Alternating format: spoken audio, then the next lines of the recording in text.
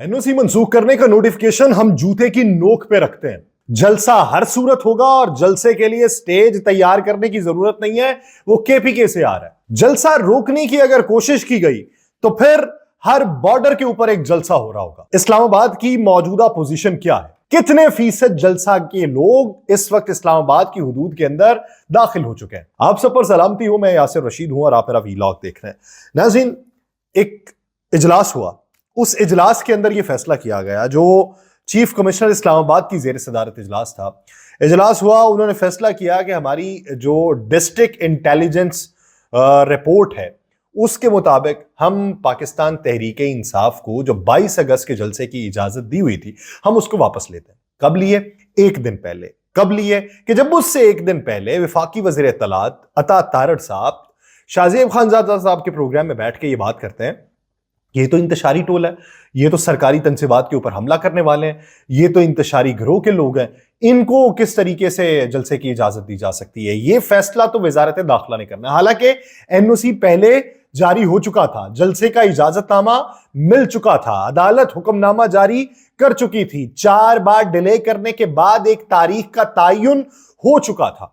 उसके बाद ये तासुर मिला कि भाई साहब ये तो इजाजत नहीं देंगे, तो ये इजाजत किस तरीके से देंगे कि जब इन्हें ये मालूम है कि ये आके बैठ गए तो ये तो सीने पे मूंग दलेंगे, जब इन्हें ये मालूम पड़ेगा कि ये आके बैठ गए तो ये तो अपना बयानिया मजबूत कर लेंगे, जब इन्हें ये मालूम पड़ा कि ये आके बैठ गए तो फिर हमारी कारकर्दगी के ऊपर बातें फिर से होने लगेंगी। उन्हें ये मालूम पड़ा कि ये आके बैठ गए तो हम जहां पे रिलीफ देने की बातें कर रहे हैं उसकी बात तो कोई भी नहीं करेगा। उन्हें ये लगा कि ये आके बैठ गए तो पता चलेगा कि भाई साहब इनकी तो कोई ना कोई बातचीत हो गई है, हमारी हुकूमत कमजोर हो रही है। तो उन्होंने उसका तरीका ये निकाला कि हम ये करते हैं कि हम एनओसी मनसूख कर देते हैं। एनओसी मनसूख करने की वजह क्या बयान की? वो वजह ये बयान की कि इस बांग्लादेश की टीम जो है वो इस्लामाबाद के अंदर मौजूद है और इस्लामाबाद में उनकी मौजूदगी के मौके के ऊपर जलसे की इजाजत इसलिए नहीं दी जा सकती कि जलसे के लोगों को कंट्रोल करना मुश्किल हो जाता है। यानी ये जिला इंतजामिया अपनी रेट को साबित कर रही है या उसकी कलई खोल रही है। वो ये कह रही है कि जलसे को कंट्रोल करना मुश्किल हो जाता है। यानी आप अपनी पुलिस, आप कानून नाफिज करने वाले इदारों की सहूलत, आप अपनी जिलाई इंतजामिया की कारकर्दगी, आप उस सब पे छुरी फेर रहे हैं। आप ये मानते हैं कि आपके पास कंट्रोल करने के लिए और उनको संभालने के लिए या उनको एक दायरे के अंदर रखने के लिए आपके पास इख्तियारात ही नहीं है, आप इकदाम उठा ही नहीं सकते, आपके पास वसाइल ही मौजूद नहीं है, आपके अंदर इतनी ताकत ही नहीं है। आपने दूसरी तौजीह उसकी यह बयान की कि चंद दिनों पहले मुजाहिरीन जो थे वो इस्लामाबाद में आ गए थे, सुप्रीम कोर्ट तक पहुंच गए थे, तो इस वजह से हम जलसे की इजाजत नहीं दे सकते। यानी फिर यह अच्छा है कि आप ये चाहते हैं कि टीएलपी की तरह बगैर इजाजत तलब किए आके धरना देना वो काबिल अमल है और काबिल कबूल है।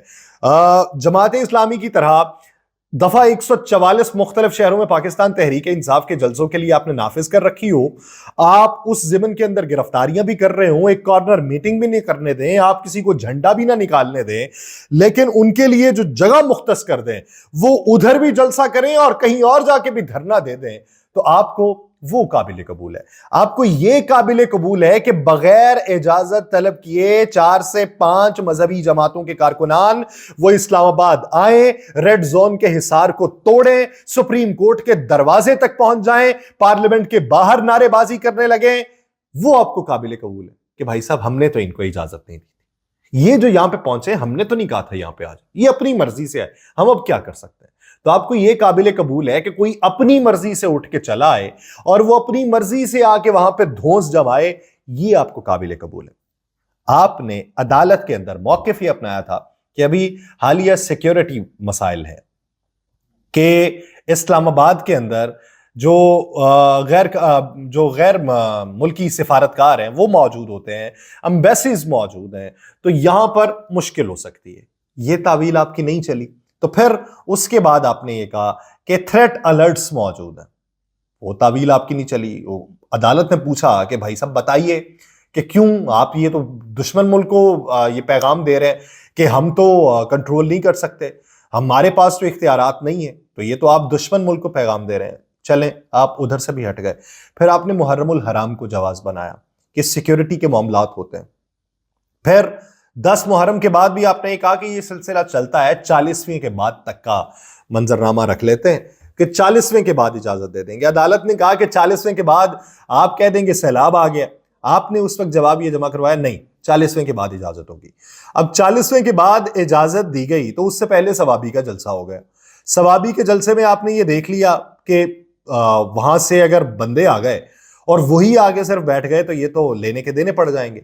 جب آپ نے یہ دیکھ لیا کہ پابندی کے باوجود پاکستان کا جھنڈا لیے لوگ بھی سڑکوں پر نکلے، پاکستان تحریک انصاف کے کارکنان، تو پابندی ہونے کے باوجود بھی وہ اپنے بچوں کو لے کے جو نکلے ہوئے تھے یہ یہاں پہ آ گئے تو پھر مشکل پڑ جائے گی۔ جب آپ نے سارا کچھ یہ دیکھا تو پھر آپ نے یہ فیصلہ کر لیا کہ ہم اس کو اجازت نہیں دے سکتے، ان کو اجازت دی تو یہ الٹا ہمارے گلے پڑے گی اور پھر یہ حکومت جانے کا اشارہ بھی ہو سکتی ہے، یہ ہماری پاپولیرٹی کا ایک کھوکھلا جو لبادہ ہم نے اوڑھ رکھا ہے یہ اس کو بھی تار تار کر دے گی۔ پھر آپ کو یہ بھی معلوم پڑا کہ اگر یہ آ کے بیٹھ گئے تو ہمارے بیٹھنے کا کیا فائدہ رہے گا۔ اگر آپ کو ان سے اتنا ہی ڈر تھا تو پھر 22 اگست کو بھی جلسے کی اجازت نہ دیتے، لگائیں پارٹی کے اوپر پابندی۔ اس کا جھنڈا نکالنے پہ آپ یہ کہہ دیں کہ سزائے موت ہو جائے گی، اس کا جھنڈا نکالنے پہ آپ یہ کہہ دیں کہ عمر قید کی سزا ہوگی، کہہ دیں کہ یہ ٹیررسٹ جماعت ہے، باقاعدہ طور پہ ڈکلیئر کر دینا۔ یہ اگر مگر کی کیفیت سے تو نکالیں، معلوم تو پڑے کہ اس کا نام نہیں لینا۔ یہ تذبذب کی کیفیت اور مخمسے کا شکار ہمیں کیوں کر رکھا ہے کہ ہم نے نام لینا ہے یا نہیں لینا، طرفداری کرنی ہے یا نہیں کرنی، جمہوریت کے اصولوں کے اوپر کاربند رہنا ہے یا پھر دوسرے منظرنامے کے اوپر بات کرنی ہے۔ کوئی ایک سمت کلیئر کر دے، واضح طور پہ کہیں کوئی نہیں بولے گا اس پہ، کہہ دیں ایک بار کہہ دیں کہ تعزیرات پاکستان کے اس دفعہ کے تحت آپ اختراع کوئی بھی نکال سکتے ہیں، آپ نئی ترمیم کر سکتے ہیں تو نکالیں کہ تعزیرات پاکستان کی دفعہ اس کے تحت اگر کوئی پاکستان تحریک انصاف کا نام لے گا، عمران خان کا نام لے گا، ان کا جھنڈا لہرانے کی بات کرے گا، ان کے جلسے میں جانے کی بات کرے گا تو بھائی صاحب اسے عمر قید کی سزا ہوگی، نکالیں، سارے خاموش ہو جائیں گے۔ لیکن آپ وہ بھی نہیں کرتے۔ ایک طرف آپ جمہوریت کا پرچار کرنے کی باتیں کرتے ہیں، دوسری طرف آپ جمہوریت کے لبادے میں خود ہی شگاف ڈالتے ہیں۔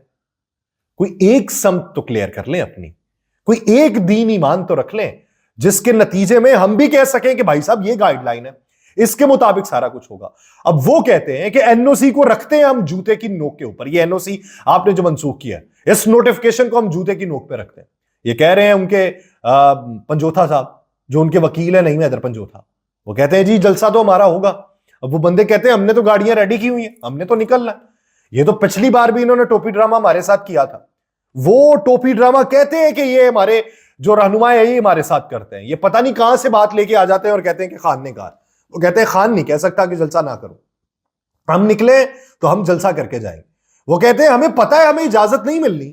جب اتنے جلسوں کی اجازت نہیں ملی، ہم نے سارا کچھ کر کے دیکھ لیا ہے، ہمیں اجازت نہیں ملنی، دوسرے بغیر اجازت کے گھس جاتے ہیں، تو ہم پر ہم جلسہ کیوں نہیں کر سکتے؟ ہمیں کرنا ہے، ہمیں پاور شو کرنا ہے۔ اب وہ کہتے ہیں کہ تمہیں ڈھونگ نہیں رچانے دیں گے۔ کس کو کہتے ہیں؟ اپنے رہنماؤں کو، یہ کارکنان۔ اب رہنما کہتے ہیں کہ ہمارے لیے مشکل یہ ہے کہ اگر ہم انہیں کھلا چھوڑ دیں بغیر کسی سیاسی قیادت کے تو یہ کیا کریں گے ہمیں معلوم نہیں، تو ہمیں حفظ ما تقدم سیاسی قیادت کے طور پہ موجود تو رہنا ہے، تو اس لیے جلسہ ہوگا۔ اب ہو سکتا ہے رات گئے کوئی اور بات کر دی جائے، صبح کو جا کے موڈ اور بدل جائے۔ اب تک کی کیفیت یہ ہے اور اب تک کی اطلاعات یہ ہیں کہ 30 سے 35% جو کارکنان ہیں وہ یا تو اسلام آباد کے اندر موجود ہیں یا کے پی بارڈر کے اوپر موجود ہیں، اور وہ 2 سے 3 دن پہلے ہی وہ کہتے ہیں کہ 2 سال ہو گئے یہ اس کھیل کو کھیلتے ہوئے، اور ہمیں اس کھیل کے سارے اصول اور داؤ پیچ سمجھ میں آ چکے ہیں، ہمیں معلوم پڑ چکا ہے کہ ہمارے ساتھ کب کیا کیا جائے گا، تو اس لیے ہم نے اپنے دماغ کی سوچ کے اندر تبدیلی لے کے آئے ہیں اور ہم نے دوسرے اقدامات اٹھانے کی باتیں کی ہیں۔ وہ پلان اے پلان بی وہ قصہ پاری نہ ہو چکے، اب جو ایگزیکٹ پلان ہے اب اس کو لانچ کیا جائے گا۔ تو وہ کہتے ہیں کہ بندے پہلے ہی پہنچ چکے ہیں ہمارے، اب یہ ایک ٹیسٹر کے طور پہ بھی ہو سکتا ہے دماغی اعصاب پہ سوار ہونے کے لیے، کہ ساری توجہ جو ہے وہ اسلام آباد کی حدود کے اطراف میں جو ہوٹلز ہیں ان کے اوپر، چھاپوں کے اوپر مرکوز کر دیں اور دوسری طرف سے یہ قافلے لیے روانہ ہو جائیں۔ اور ٹولیوں میں بٹنے کی بھی باتیں کہ ٹولیوں میں جائیں، پھر یہ بھی باتیں ہیں کہ فیملی ممبرز کو لے کے جائیں، اور توجیہ بنائیں کہ ہم کسی سے ملنے جا رہے ہیں, ہم سیر سپاٹے کے لیے جا رہے ہیں, اور باقاعدہ طور پہ ایک ہی بس کے اندر یا گاڑی کے اندر صرف میل جو ہے وہ نہ ہو, اس میں کوئی فیمیل بھی موجود ہو, گھر کا فرد کوئی موجود ہونا چاہیے, بچوں کو ساتھ لے لیں, انہیں ادھر کہیں چھوڑ دیجئے گا, کسی کے پاس چھوڑ دیجئے گا, لیکن فیملیز کی صورت میں نکلیں, جھنڈے یہاں نہ لہرائیں, بارڈر کراس کرنے پہ لہرائیں. جب آپ کراس کر جائیں, حدود کے اندر داخل ہو جائیں, تب آپ جھنڈے نکال لیں, اس سے پہلے جھنڈے نہ نکالیں. یہ اب ان کی اسٹریٹجی ہے.